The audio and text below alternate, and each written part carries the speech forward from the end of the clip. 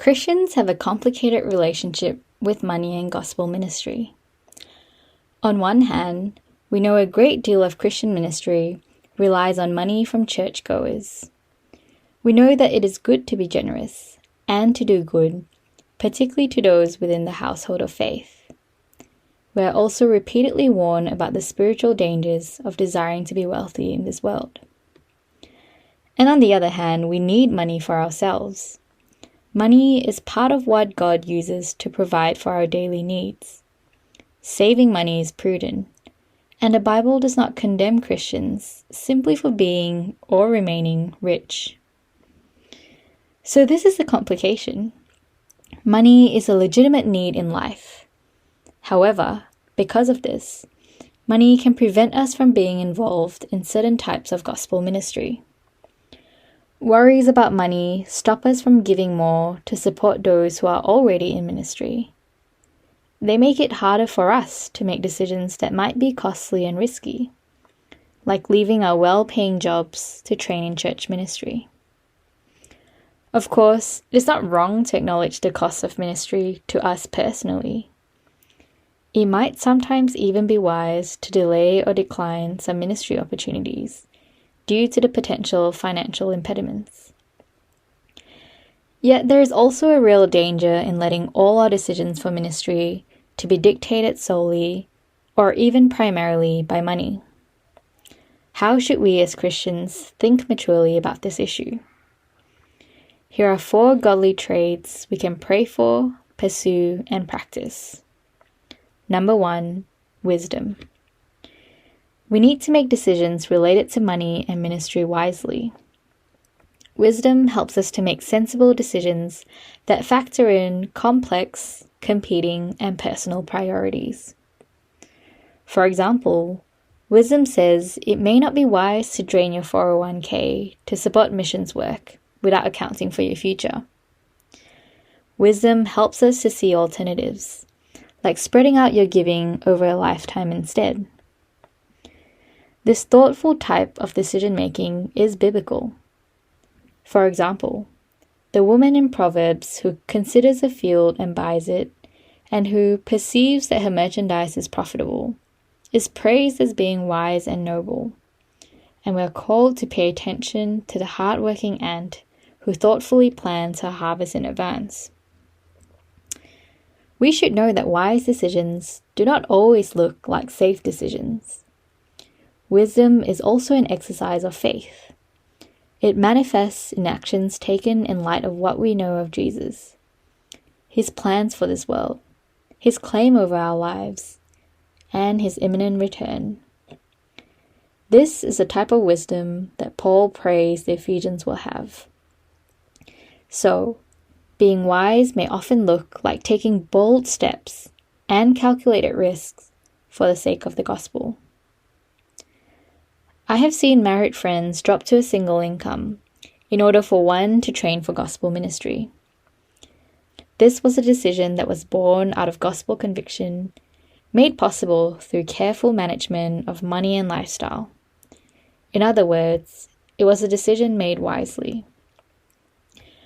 Number 2, generosity. Since the earliest days of the church, Christians have also been called to provide materially for their church leaders.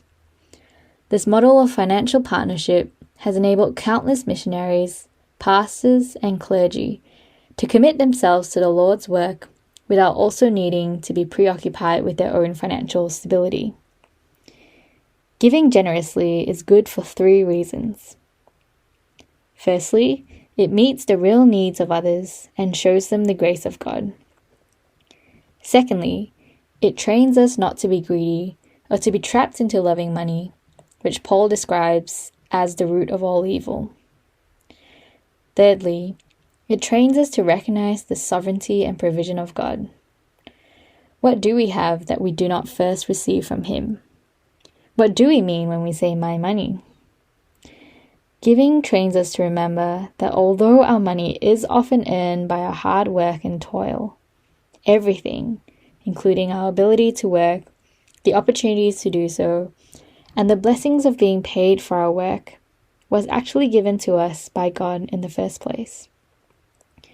With these three reasons in mind, giving becomes an act of worship. It is a way of acknowledging God's ongoing kindness over our lives, and then sharing this kindness with others. It is a way of saying, "Great is your faithfulness, Lord, unto me." So, give generously, whether you think you have much or little, for the benefit of others, the church, and your own soul.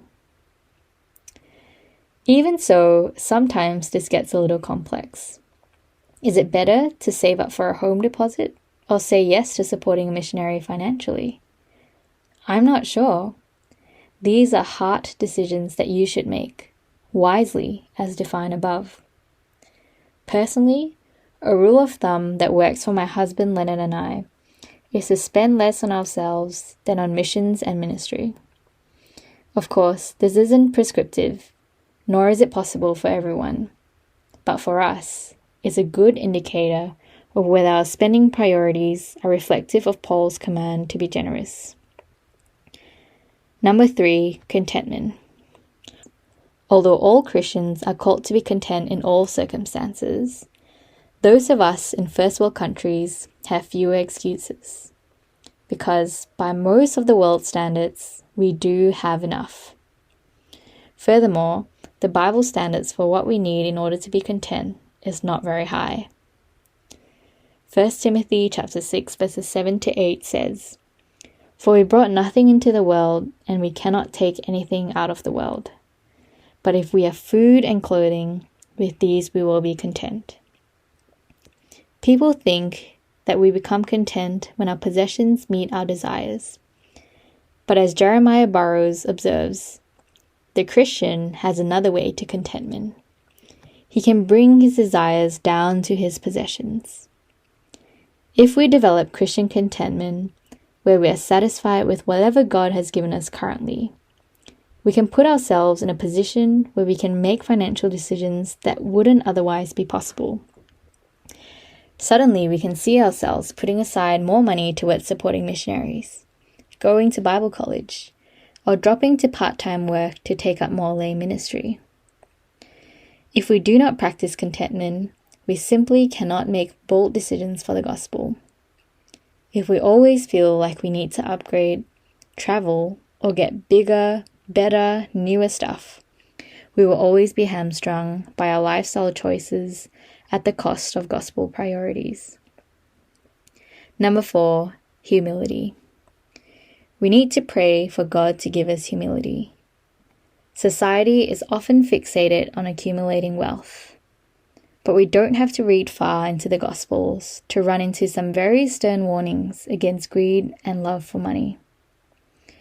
As Jesus says in Matthew chapter 6, "No one can serve two masters, for either he will hate the one and love the other, or he will be devoted to the one and despise the other.